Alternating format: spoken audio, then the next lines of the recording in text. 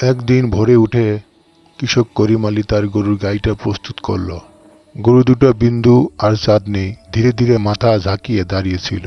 গাড়ির পেছনে করিম আলী গুছিয়ে রাখল টাটকা সবজি, লাউ, কুমড়া, ঢেঁড়স, টমেটো, বেগুন। গরুর গাড়ি ধীরে ধীরে কাঁচা রাস্তা ধরে এগোতে লাগলো। পথে দেখা হলো কিছু গ্রামের ছেলে মেয়েদের।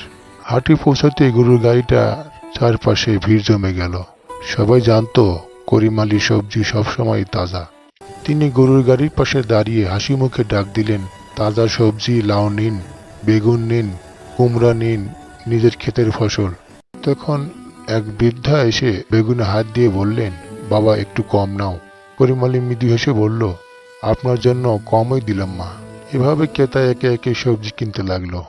দুপুরের আগে করিম আলীর গাড়ির সবজি প্রায় খালি হয়ে গেল। তিনি গরুটাকে পানি খাইয়ে গাড়িতে বসলেন।